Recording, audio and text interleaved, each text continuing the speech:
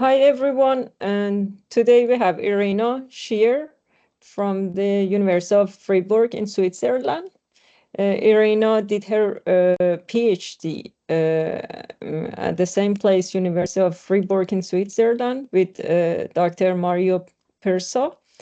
She studied cerebellum, climate fibers, and granule cells during proprioceptive and sensory motor tasks.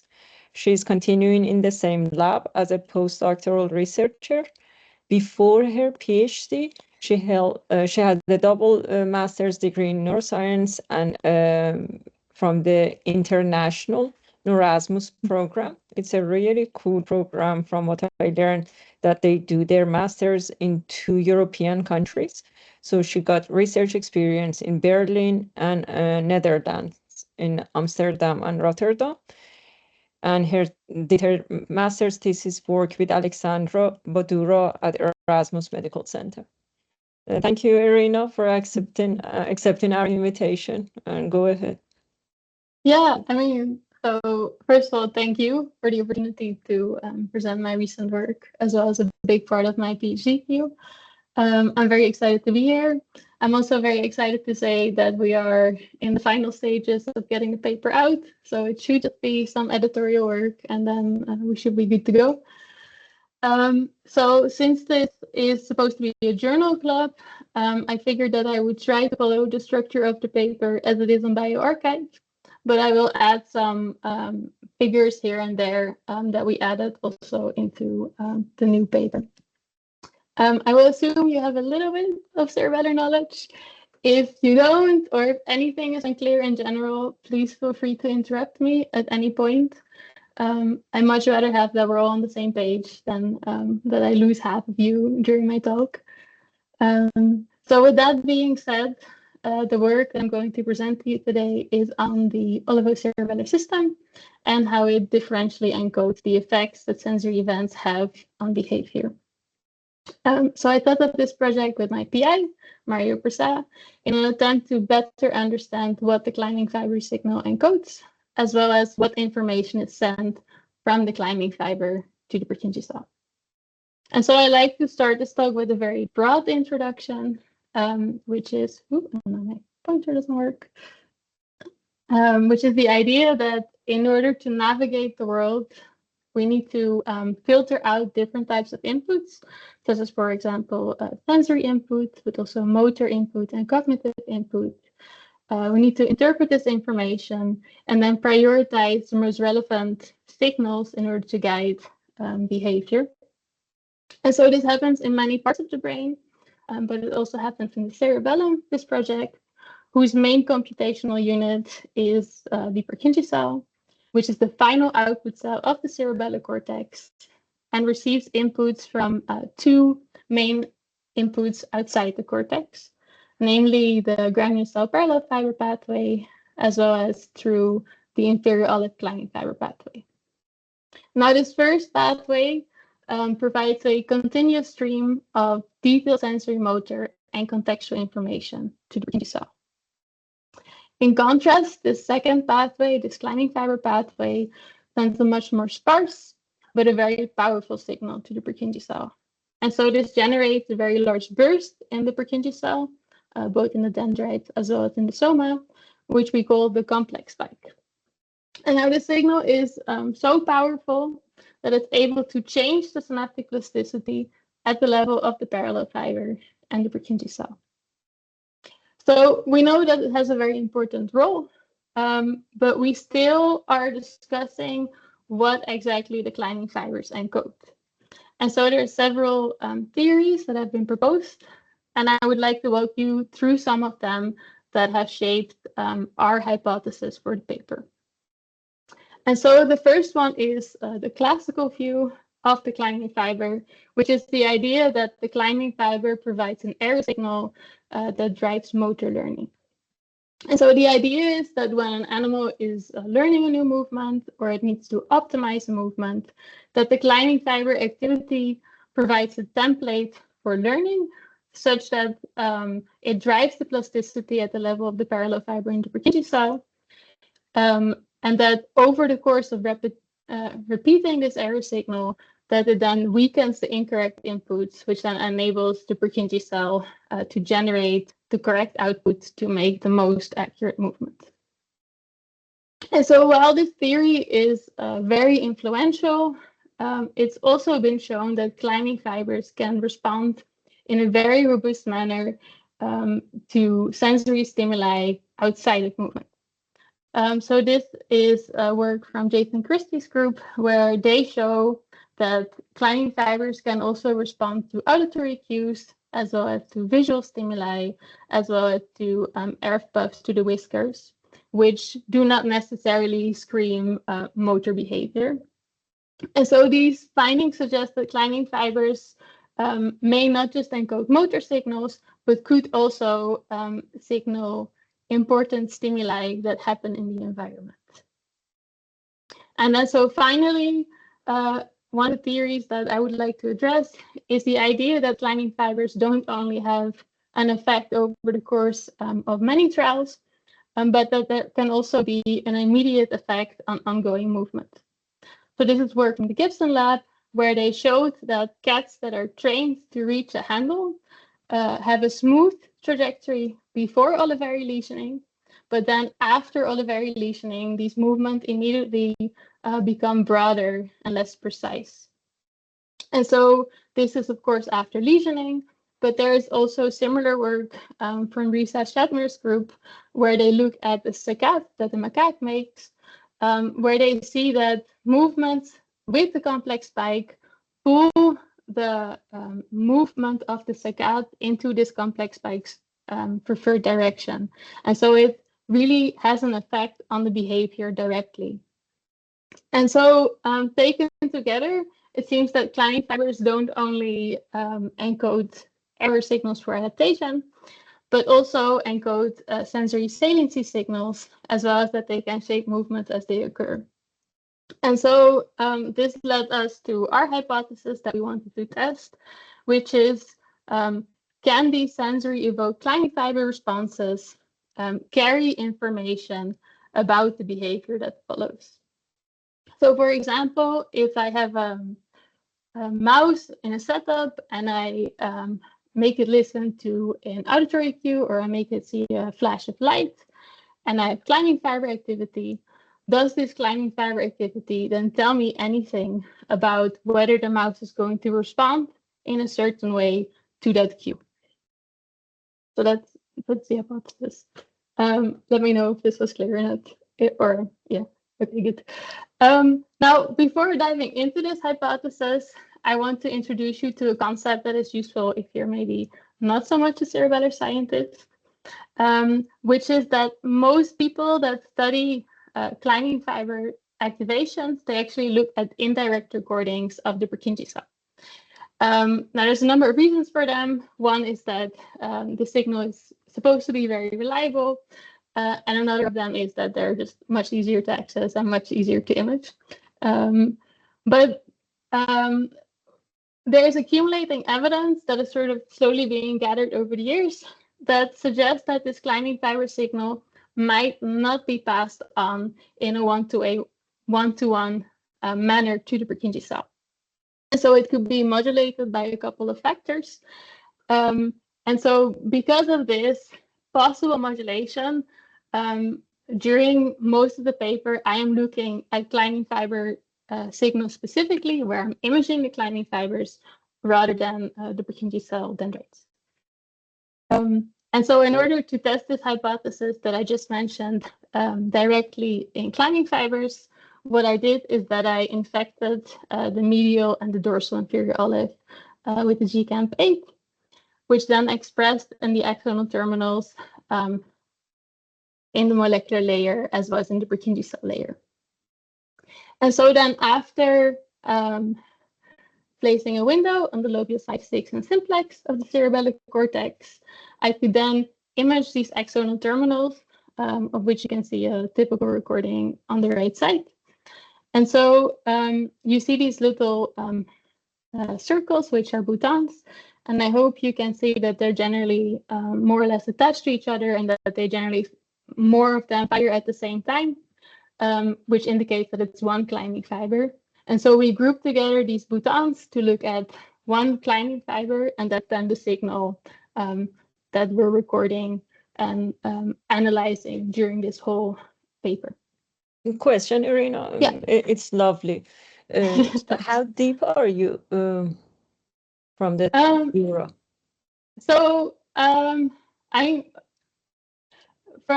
so this is a bit tricky because I zero on the blood veins, so there is already some depth that's happening there, and then I think it actually varies quite a bit depending on the imaging site and where I get the best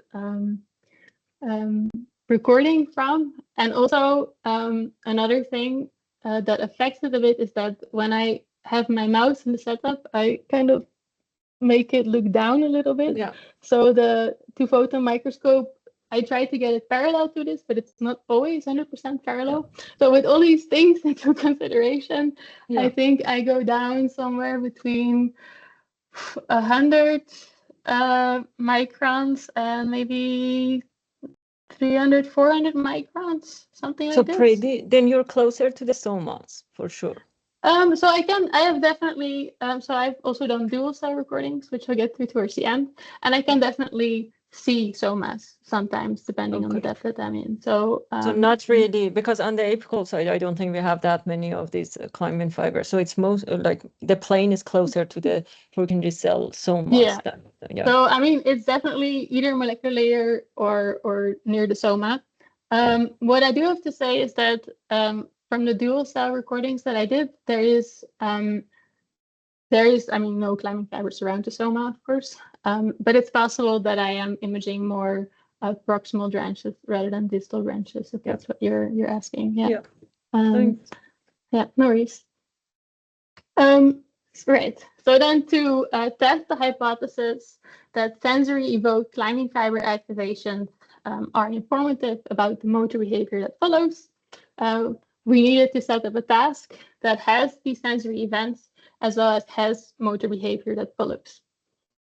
And so this task is kind of key. So if at any point you feel like this is unclear, really stop me, because otherwise you will not follow through the rest of the talk, and I would hate that. All right. So we set up a task where the end goal for the mouse was to push forward a robotic manipulandum from a home position to a target in space. Now, as you can see, this doesn't have any sensory cues.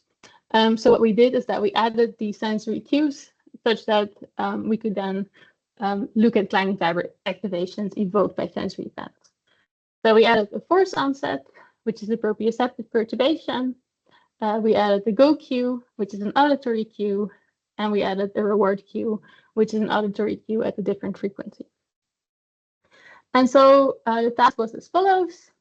Mice have to grasp and hold on to this robotic manipulandum and hold it for around 2 seconds. In this time period that they hold on, the manipulandum is locked, so it's in positional mode. So it doesn't move, and they cannot move it. So the only thing that they need to do is to not release this robotic manipulandum. Then, after these 2 seconds, the first sensory cue occurs, which is the force onset. And so a slight force is applied in the direction opposite to the upcoming movement of the mouse, and it's pulling the limb slightly towards the body of the mouse, creating a small proprioceptive shift, if you will. Then, 200 milliseconds later, the mouse hears a go cue, which is the signal for the mouse to push forward this robotic manipulandum to the target in space. It has 2 seconds to respond, and if it does this, and it reaches the target, and it holds on there for another second, it will receive a reward that is accompanied with the reward cue. All right, so now there's an important point that I would like to make here, which is that when mice do this task, they don't perform the task the same way each time that they do it. And so there is a lot of natural variability in how they respond to these sensory cues. And this variability is what we used to try and answer our hypothesis: do sensory evoked lining fiber activations are they informative about the motor behavior that follows? So to test the hypothesis, what we did is that we classified the trials into different categories of behavior upon the sensory cues. So for example, to the force onset, mice could either let their limb be perturbed, of which you can see an example here in this red trace. So there's a slight movement backwards. But mice could also counteract the force already during this wait for force period, and essentially producing an isometric contraction, which then led to no movement backwards. And so we call these respective trials the perturbed and adapted trials. And so here on the right side, you can see the mean velocity traces, so that you have an idea of what velocity looks like. So you can see that in these perturbed trials, there's really this movement backwards. So then to look at the behavior upon the go cue, we separated these trials into responding to the cue versus not responding to the cue. So in most trials, mice would move to the target upon this go cue, but given that it's a voluntary task, in a fraction of trials, mice would not move to the target. And in another fraction of trials, mice would actually already slightly move before the go cue. And so in these trials, they did not cross the threshold to abort the trial. But since they already slightly started moving before the go cue, we call these uncued movements. And so here we group the uncued movements versus and the no movement trials. And we compare them against these cued responses, because in these trials, mice do not respond to the go cue. Irina, and the Yes. diagram is really making it easy to follow. Thank you for doing this clear job. One thing I didn't understand, so after they push, there is a delay until the reward. That 1 second is confusing me a little bit. Yeah, right. So they push forward, they reach the target, and then what happens is that at the target, it will lock into place again. And so they hold for a second at the target. So it's another delay. And it was done also to separate the sensory cues from each other, so that you don't immediately get the reward cue, so that there's space for me to actually analyze the signals and to separate them from And each that other. makes a lot of sense. The only thing I don't understand is that for your perturbed trace, that seems to be a smaller, shorter delay. No, sorry. This is just I did a bad job at the diagram. So it's the same. It's always a second, yes. Okay, yeah, thanks. Exactly. Because the shaded red makes it like the delay is variable, but you're saying it's fixed 1 second. No, it's fixed. Yes, I'm Was sorry. it easy to train them to wait for a good second before you give them reward? No, they're very impulsive. Yeah.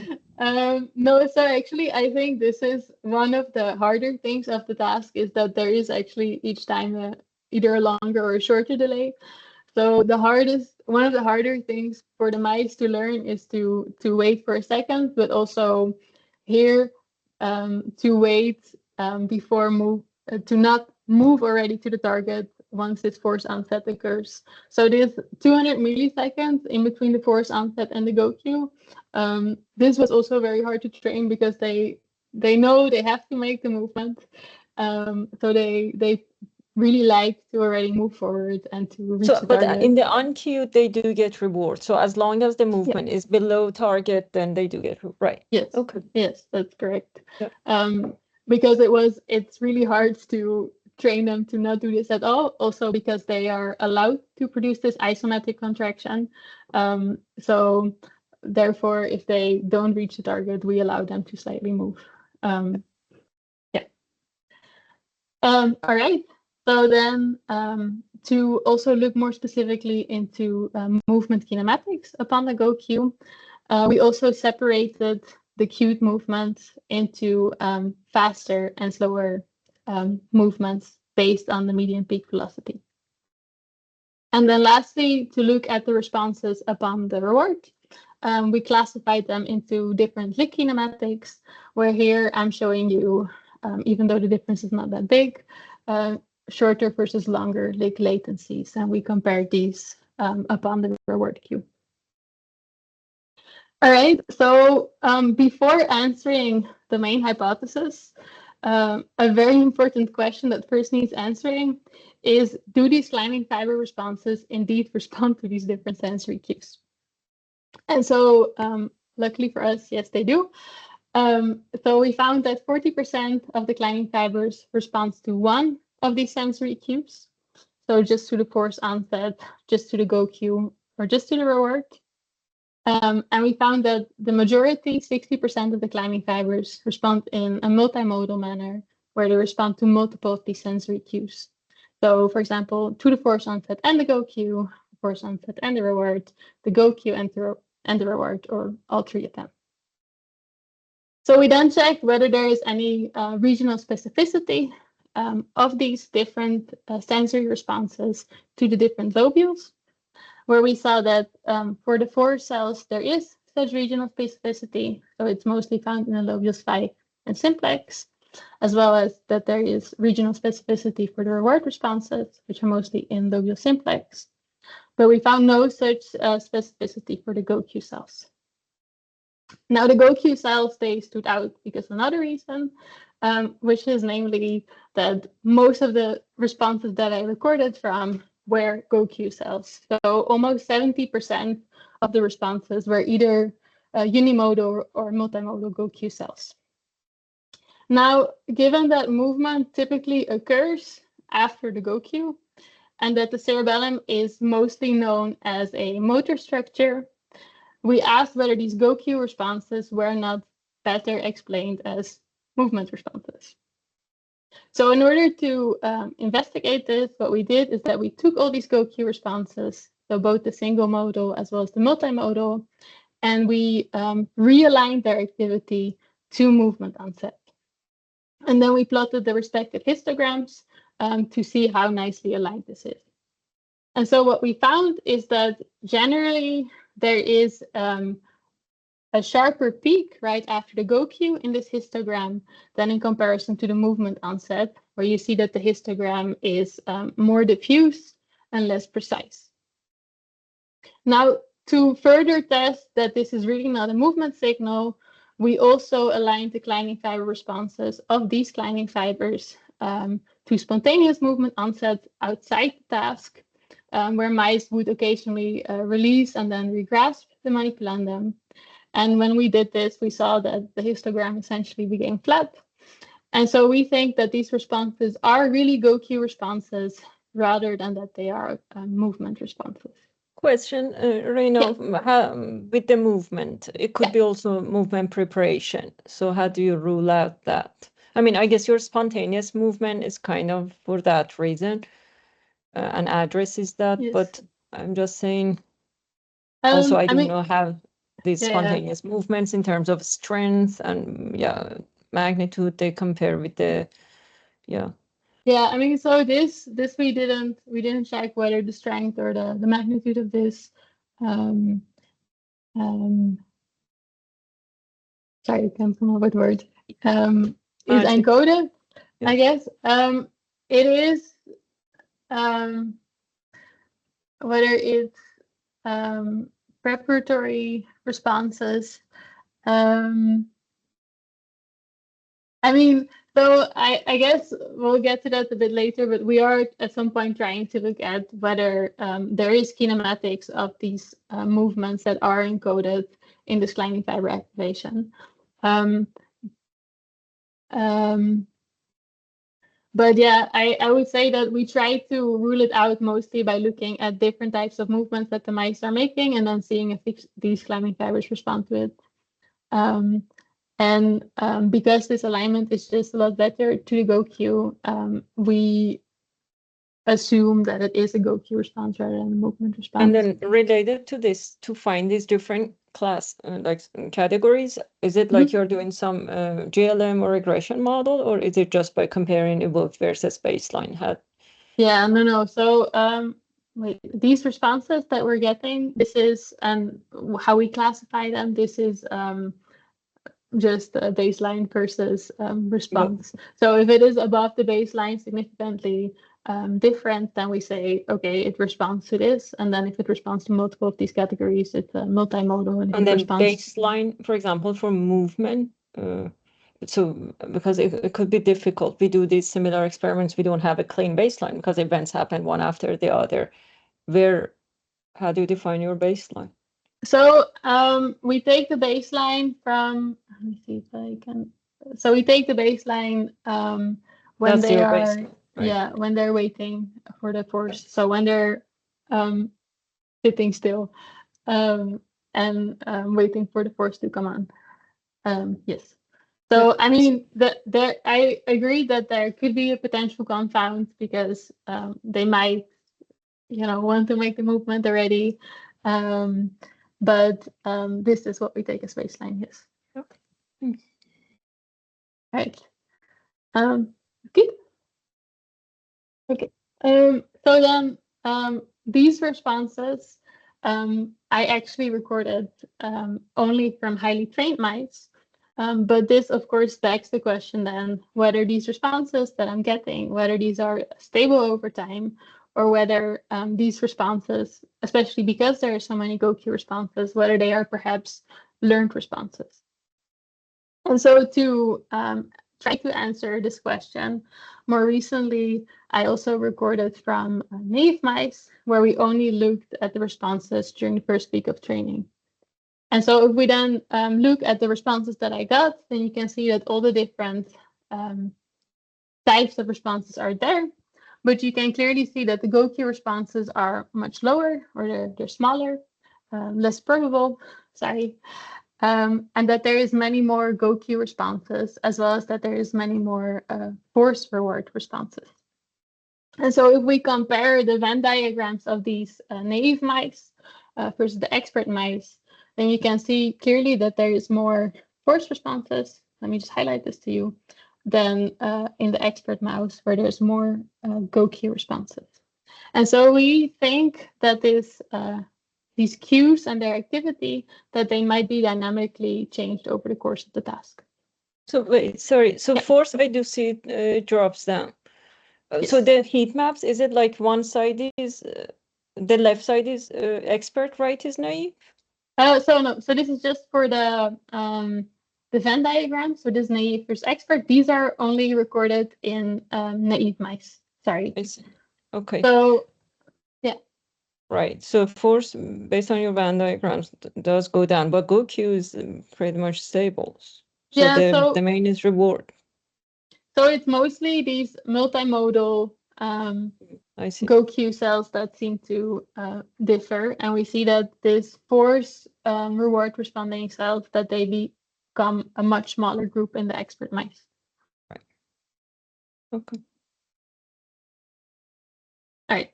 So then, having described the sensory aspects of these responses, I can then ask the main question, which is whether these climbing fiber responses and that respond to these sensory events, whether they can inform about the subsequent motor behavior, or whether they just respond in a generic manner. And so, just to remind you, we have these different responses now to the force onset, the GoQ, and the reward. And now we can separate the trials based on the behavior of the mouse. So we can compare these force responses, where we compare the perturbed versus the adapted, the GoQ responses, where we compare movement or no movement upon the GoQ, and we can compare the reward responses, where we're comparing short versus long lived latency.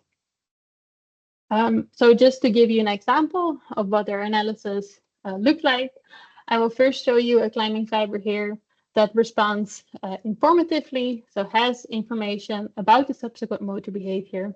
And then I'll show you one that responds in a generic manner, and so does not inform about the subsequent motor behavior. Okay, so this is the first climbing fiber.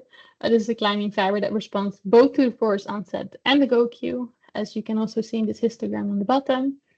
But what is important is that when we separate the trials based on this perturbed versus adapted behavior, that we can see in this dot diagram, where each dot on the plot is a climbing fiber event, that these climbing fibers only respond to the force onset in these perturbed trials, and they only respond to the GoQ in these adapted trials. And so the probability and the timing here are both different, and therefore we classify this climbing fiber as an informative climbing fiber. So then for contrast, here's a generic climbing fiber. So this climbing fiber just responds to the force onset, but what makes it generic is that it responds with a similar timing, with a similar probability, regardless of the behavior outcome. And Do so, you, yeah. Sorry, Irina, for the No, no. informative one. So was it a typical response pattern that if they were informative and they did not respond during adapted, then they responded to the go queue? So there is, I'll get to that. So there is definitely proportional cells that respond in this manner, so that the multimodal ones are informative. They're actually generally more likely to be informative, but it's not the case per se that they need to be multiple responsive to be informative. So if we, let me find you a different example. So this is now a different climbing fiber that responds to reward.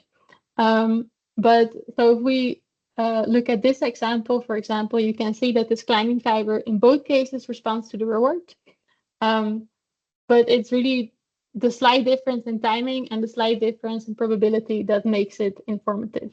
And so similarly, I can also have this for my force responding cells, where if there is just a slight difference in the timing and just a slight difference in this probability, that then it's also informative. So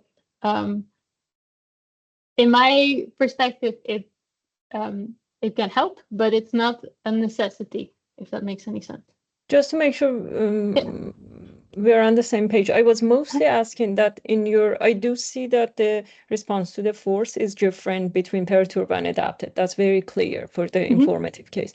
But there is one additional thing that's happening here, which is response to the go queue is also different. Here. And I'm wondering about that. That was it like, did you have this correlation that when they don't respond to the force, then or when they, then there is more chance of responding to the go queue? So you mean for the force responding cells, if they don't respond to the force, and they are bimodal, whether they are more likely to respond to the go queue? Yeah, I mean, so if they are bimodal in that manner. Well, I didn't. Yeah, so, I didn't mean necessarily bimodal. I mean, so in order to respond to both the force and the go queue, it is generally a bimodal cell.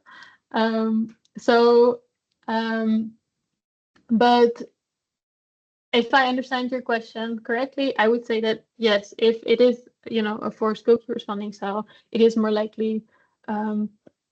What I overall have seen, it seems like it is more likely to then respond to the go queue in the adapted trials. Yes, I would say so.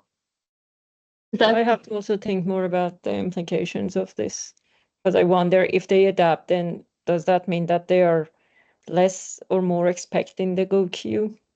And if there is something in terms of their prediction, and that's why we might see a modulation of the go queue response depending on whether they adapted or not. This is kind of where I'm trying to get at. Yeah, I see. Yes, actually, I haven't thought too much yet about this, but I guess that could be. Yes. I will also think a bit about it while I continue. Yeah, sure. Is that all right? All right. So then, to quantify how much the climbing fiber activity tells us something about behavior, we used information theory.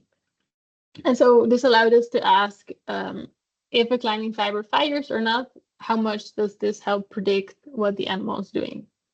And so this is quantified here on the bottom. So this is the information rate in bits per second, where you can see that for this climbing fiber, there's a lot of information encoded about the action of the mouse right after the force onset, as well as right after the go queue, where for this generic climbing fiber, there is no information encoded, and thus the line is flat because it's having the same timing and the same probability of activation. So then, if I quantify this for all my force responding cells, then I see that quite a large proportion of them, 64%, responds in a manner that is informative about this perturbed versus adaptive behavior. Now, I cannot only quantify how many are informative, but I can also quantify how informative they are in this information rate in bits per second. And so if I do this for all these climbing fibers that are informative, then we see that those climbing fibers generally have a lot of information encoded right after force onset as well as right after the GoQ. Yes, so I can then do the same thing for my GoQ responding cells, where I'm comparing movement or no movement upon the GoQ. And if I do that, I see that there's a much smaller proportion, only 17%, that seems to respond in a manner that is informative about the outcome of behavior. And then lastly, I can do the same thing for my reward responding cells if I compare short leg latency versus long leg latency, where I see that even a smaller proportion, so only 5%, responds in a manner that is informative about the outcome of the behavior. Okay, sorry, can we wait for a second here? Yeah. So this is informative versus generic is defined by whether there is adaptation to the force or not. In for force, yes. Okay, yeah. So the definition for that left column, informative versus generic, is if you were going to show us the traces, that's when the behavioral traces. I mean, that's when in one case they counteract and in the other case they don't. Yeah. And then you're saying that if we compare these two behavioral outcomes, then we see that there is information after force onset and GoQ in the population. Yeah. And now when we go to GoQ, you're comparing whether they moved or did not move, basically. The uncued is when they just don't move the lever. And now there is information after the GoQ. So basically by looking, the responses were different after the GoQ between those two cases. Yes, that's correct. And then when you compare whether they licked early or late after the reward, you see that the responses are different after the reward, but not much after the force or GoQ. So it depends also a bit which subpopulation we're addressing, right? So here we're aggregating all the climbing fibers that respond to the force onset, no matter whether they are single modal or multimodal.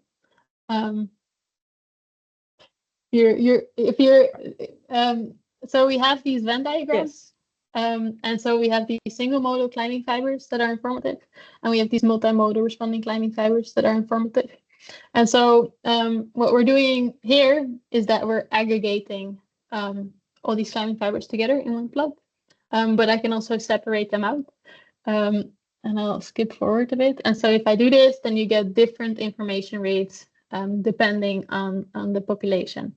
So a cell that's only responsive to the force generally doesn't have a lot of information encoded right after the GoQ because it's not responding to the GoQ. Does that make sense? Right.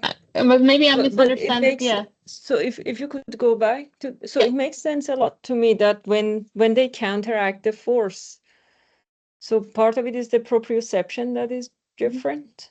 The other is that they had a movement, they counteracted. And so you're showing that all that information goes up before the force onset and it's also after the force onset. So I guess that makes sense because the proprioception and movement preparation is different. The interesting part is the GoQ, perhaps, that why would they respond differently to the GoQ depending on whether they counteracted the movement or not. Yeah, I see. So, and I guess that actually gets back to what I was asking earlier, that is it that there is a concurrent change in their response to the GoQ, whether they counteracted the movement or not. Yeah, I see. So I believe that if it is a forced GoQ responding cell or a triple modal cell, that it is, like I said, that it is often the case that in the adaptive trials that it's more likely to respond to the GoQ.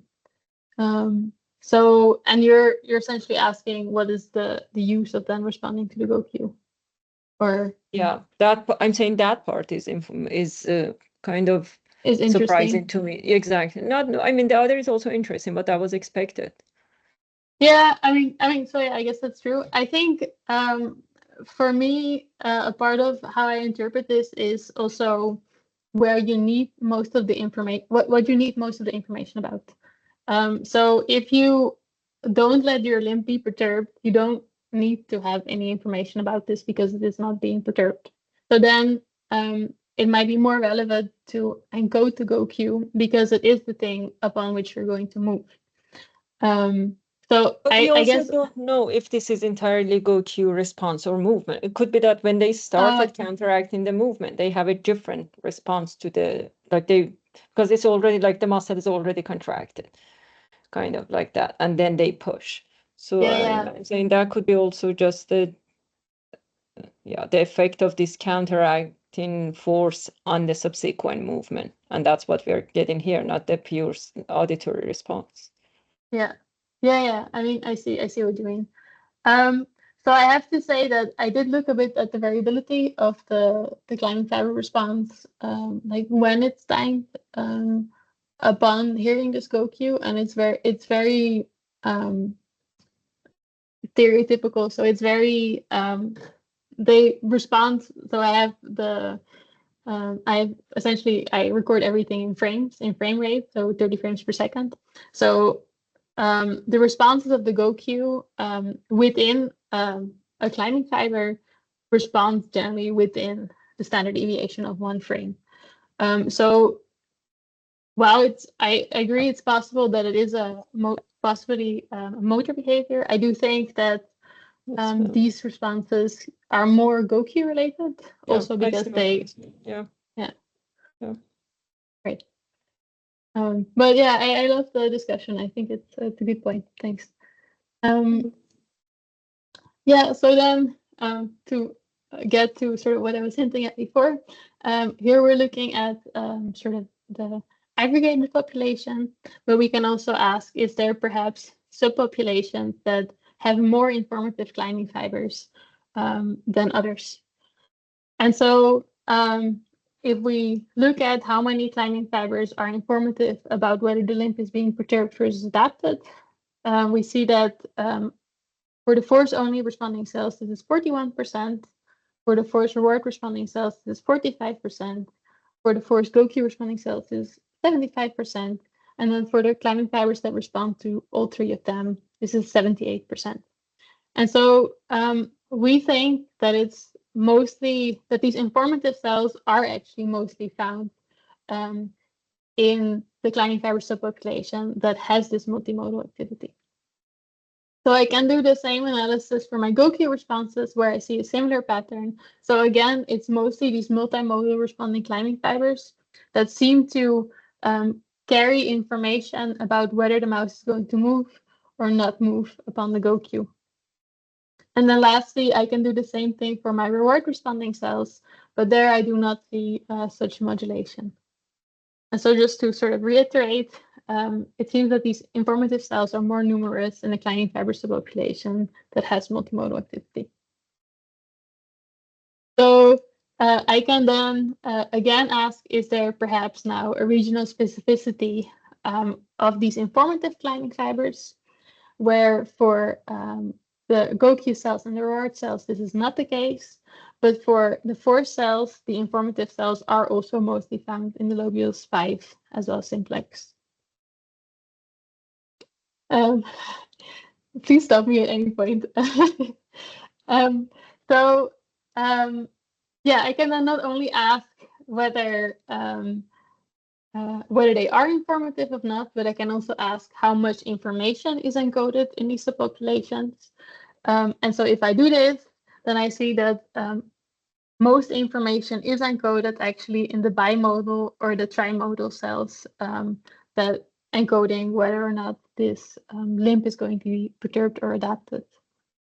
Now I can do the same thing for my GoQ cells again, where I also see that it's mostly the bimodal and the trimodal cells that seem to be encoding more information about whether the mouse is going to move or not upon the GoQ.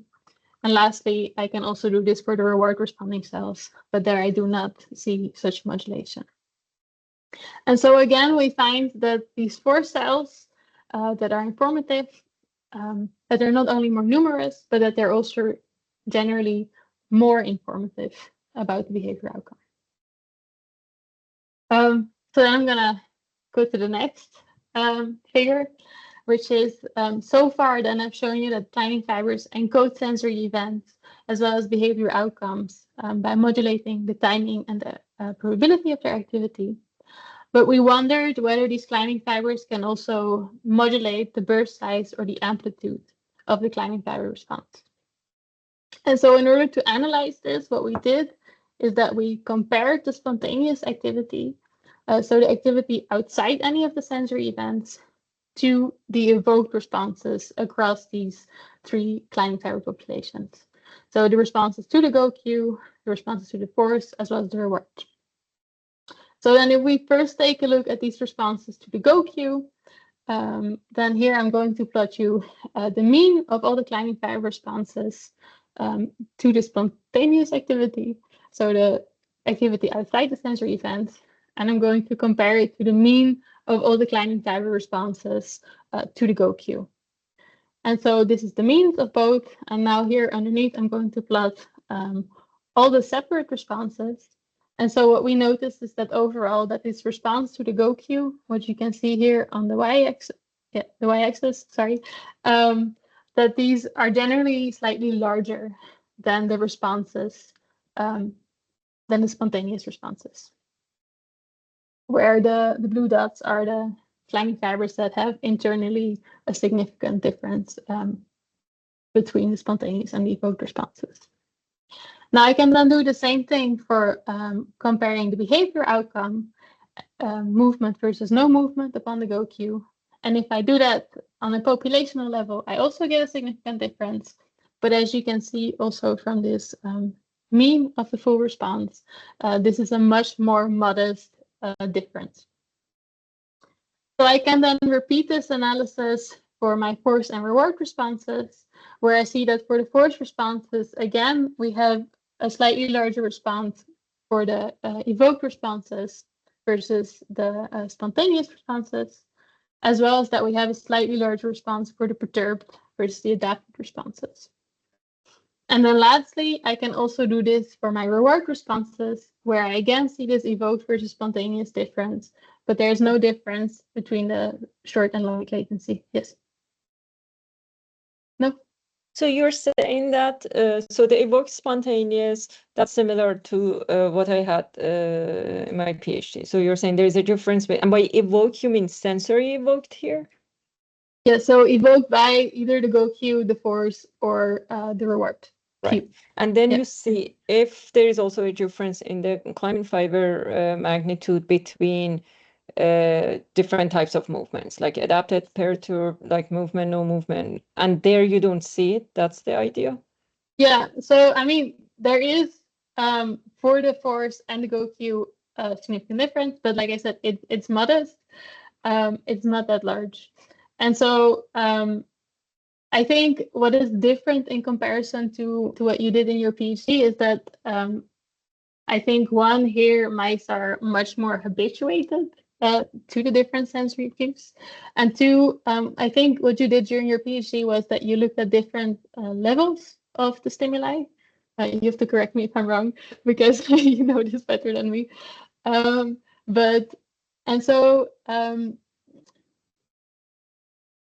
sorry. So the differences in their actual behavior, I think. Well, I did not look at the behavior. I guess you're adding something novel here. So your evoked spontaneous match is what I reported. Yeah. But if I understood correctly, you're saying that that difference in climbing fiber response magnitude is only happens with sensory events, not with behavior. Am I getting this right? So I think so. We discussed this quite a bit because like I said, I think this response difference is very modest. So I think it's small. You mean between the evoked and the spontaneous? No, also also perturbed versus adapted versus no movement versus movement, and short versus long leg latency. So these differences within the behavior to the go queue as well as to the force, we see that they are significantly different, and that for some cells they are within the cell significantly different, but overall these differences are very modest. And so I think you could carefully say that they are not different, but the statistics actually Well, I claim that agree that your traces are not different, but I was looking at your scatter plots. Yeah. I mean, on the Y, I'm looking at the dots, almost all of them are above zero line. Yeah, So exactly. there somehow you're saying when you quantify it, it becomes clear. But I agree on the traces, it's not easy for me at all to see it. But there is something clear here that most of these dots are above Y equals 0, but they are scattered around X equals 0. Yeah, exactly. So I'm saying there seems to be a difference between behavioral evoked responses versus sensory evoked responses. Yes, I agree with that. Yeah, I think the behavioral response are much more similar. subtle. Yeah, much more similar, exactly. Yeah, no, I agree.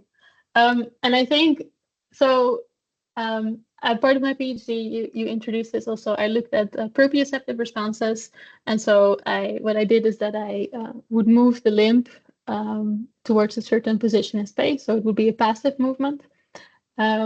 I don't want to confuse you too much, so let me know if it is very confusing. But there, if you change the velocity, so if you increase the speed, you really clearly see that the climbing fiber response also increases as you increase the speed. But indeed, for these behavioral responses, the differences are much more subtle. And I was actually expecting to see a larger difference, so I tried to regress things, etc. But it's not. It's really much more subtle as you are. And then what are the responses aligned to in the perturbed adapted or the other cases? So what is it like you're aligning on the peak of the response? For this comparison, you mean? So for this comparison, yes, we're looking at the peak of the response during the window that we're analyzing this response in. So it's, if I'm not mistaken, from the force onset to the go queue onset for the force that we're comparing, and then 250 milliseconds from the go queue to after the go queue, and the same thing for the reward response. And so within that time interval, we're taking the peak and we're comparing these peaks against each other. I think I'm still, like, for example, for your left column, it's still unclear to me what is the window that you're using for there are two plots for that versus the one on the right, the perturbed adapted. So I'm unclear what are the window sizes. I understand you have extracted all climbing fiber responses in certain windows. You're aligning on the peak and getting the averages, but I don't know what is it for evoked spontaneous, what is it for perturbed adapted. All right, sorry. So for spontaneous, we're taking a similar period in the baseline. So we're taking the period before the force onset. So right before the force onset until essentially the force onset occurs. So this is the spontaneous period that we're then comparing from the force onset to the go queue until like the go queue would occur in time as a time window. And this is where we're comparing the peaks. So any point in this window, if a peak occurred, or like if the climbing fiber gets active, we're taking the peak of that activity. But then that goes to your evoked or to your perturbed or to your adapted. So, okay, sorry. I understand, I think, what's unclear. So we are first comparing spontaneous versus evoked, and then we're separating all these evoked responses into perturbed and adapted. Yes. And so I see. So the window is the same for evoked, perturbed, adapted. It's based between force and go, and then you separate it, right?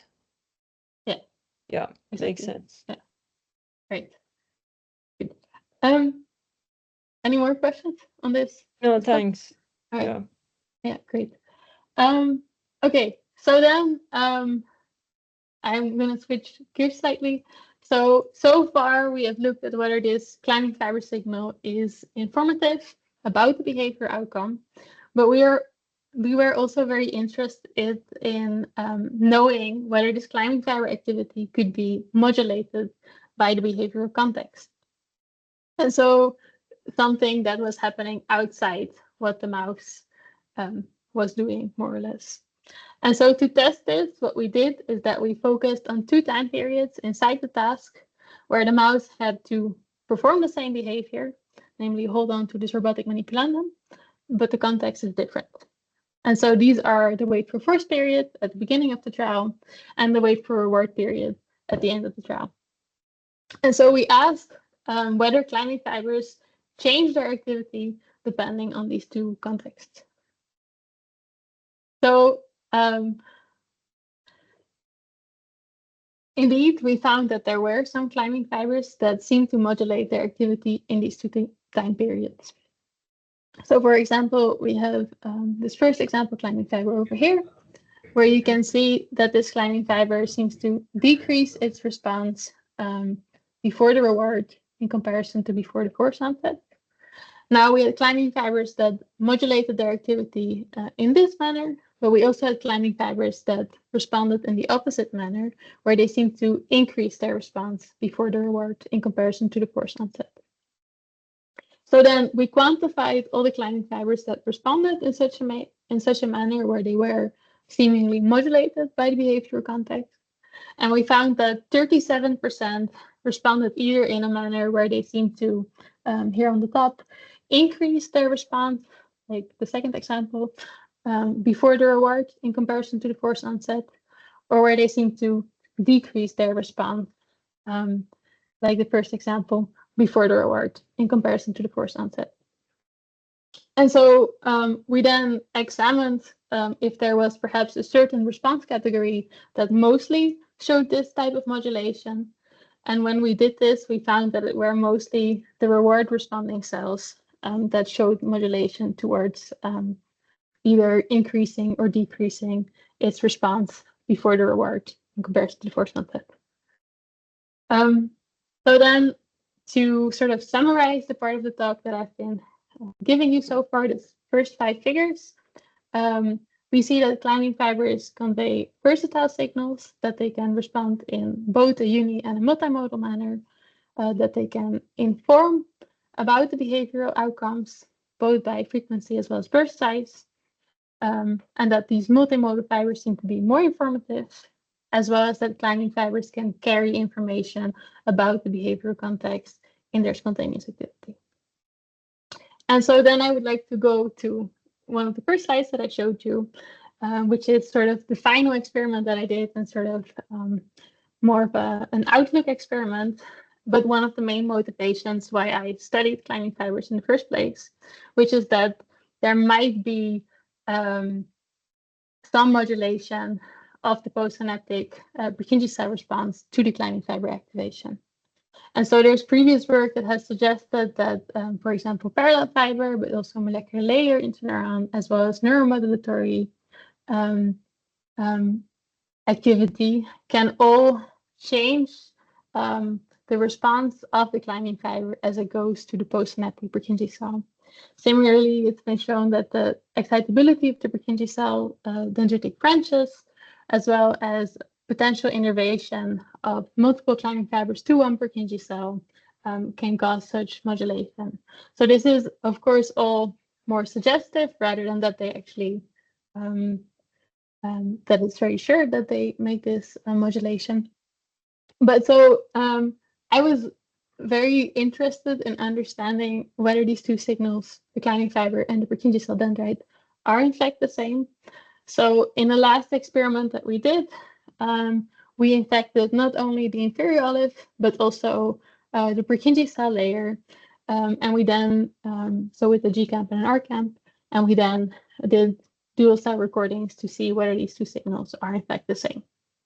And so a typical recording then looks like this, where here in purple, you're seeing the Purkinje cell the Purkinje cell dendrite, where in green here, you're seeing the climbing fiber boutons wrapped around these Purkinje cells. And so then a recording would look something like this, where I hope you can see that generally each climbing fiber event is nicely followed up with the postsynaptic Purkinje cell event. And so this was very reliable. This was 100% reliable. So each climbing fiber event was followed up with a postsynaptic Purkinje cell response. Now, while this was very reliable, we noticed that the amplitude of the Purkinje cell response did not always scale in proportion with that of the climbing fiber. And so what I mean with this is that if you take a look at this... Irina. One question about your RCamp. So did you inject it? Is it like L7 cremass, or you just injected in the Purkinje cell layer? Yeah, so no, it's the first one. So we use L7 cremass line to then do these injections. Yeah. Yeah, exactly. Yeah, so we noticed that the amplitude is not always the same. So just to give you an example, if you take a look at this first climbing fiber event and this last climbing fiber event, you can see that they're almost the same size. But then if you look at the corresponding postsynaptic Purkinje cell response, you can see that the first event is much smaller than the last one. And this does suggest it to us that there might be some sort of modulation happening.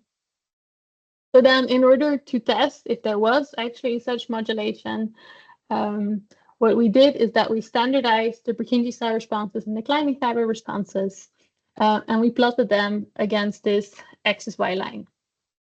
And so the idea here is that if the difference between my two signals is just noise from my recording, then this deviation should be randomly scattered around this x-y line.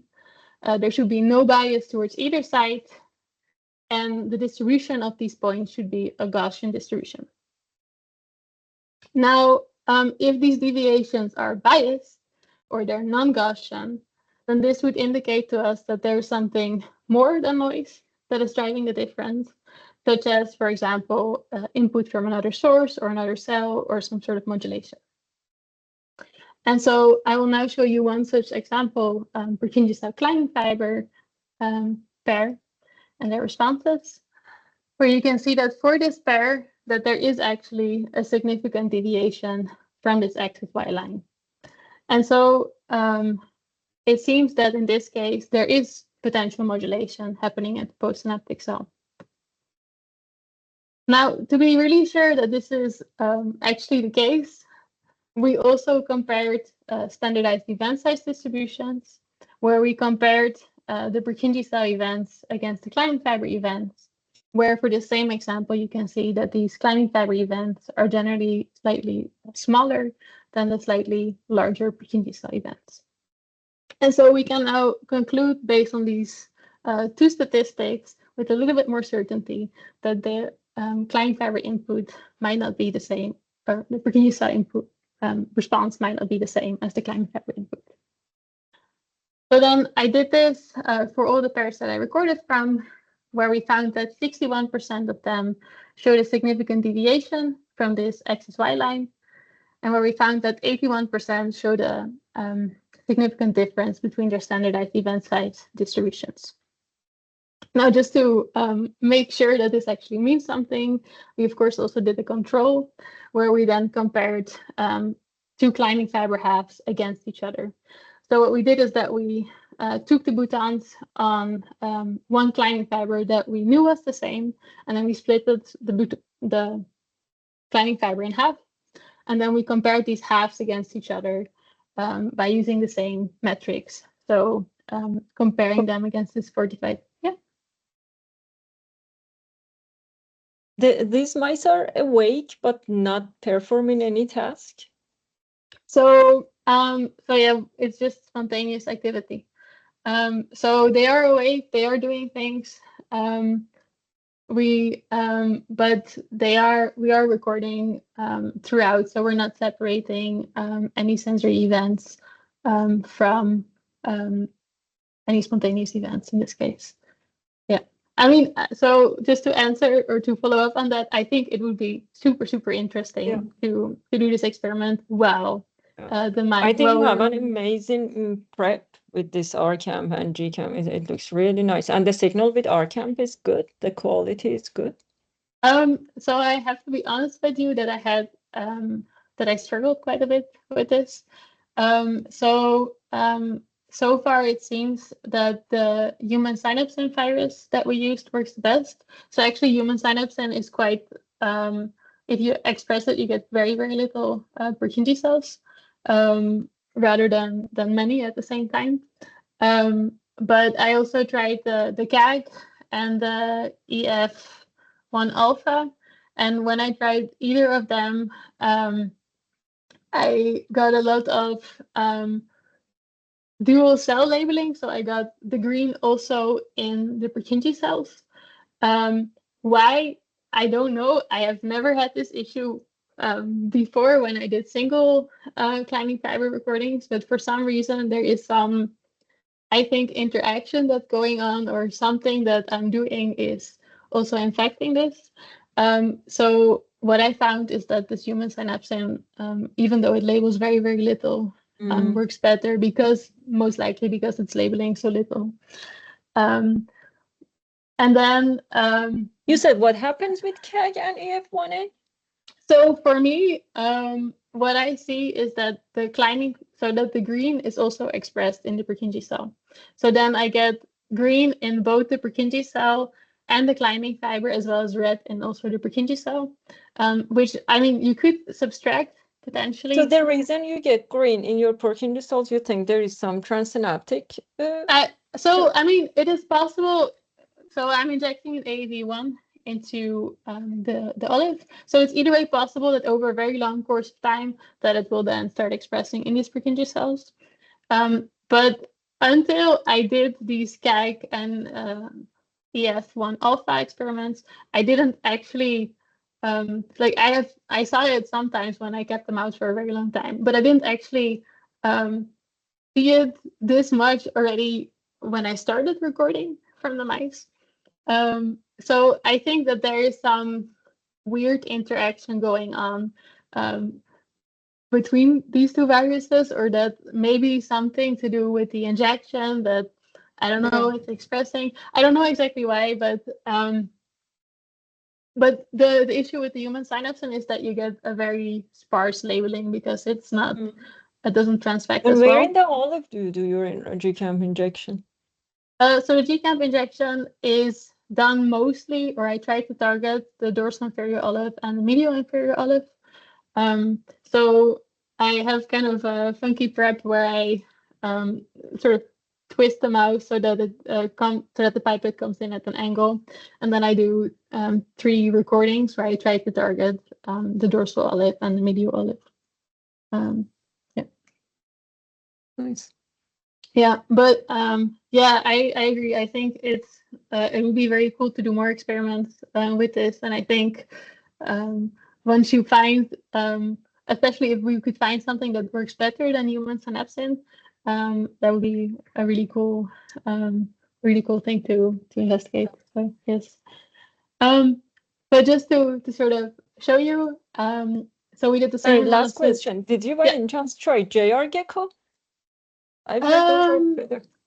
Yes, so I believe that the EF1 alpha was a GR Gecko, but I am not actually 100% sure if this is the case or not. At some point, we tried to order many sort of all the RCamp that we could get. We have because now not ordered JR Gecko, so if we end up doing some experiments, I will let you know how they go. But I should perhaps, there is more for me to learn from you. You've already done this experiment. We have never worked with red calcium indicators, but we're going to start. Ah, cool. Yeah, no, it's if you do dual labeling, it's I mean, for me, they're like the best experiments to do because it's so you learn so much about how a system works.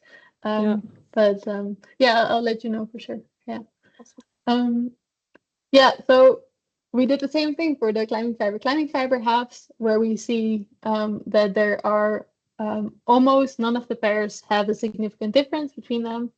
And so this, with the fact that we do see a big proportion of climbing fiber Purkinje cell pairs that have a significant difference, we think that there might be, at least in some of these pairs, some modulation, and that the dendritic Purkinje cell calcium levels reflect more than just the Klein fiber input. So then, just to sum this up with one last slide, this last experiment, just for you to plot all the mean differences from this x-y line. You can very clearly see that these climbing fiber pairs are nicely along this x-y line, so very Gaussian distributed.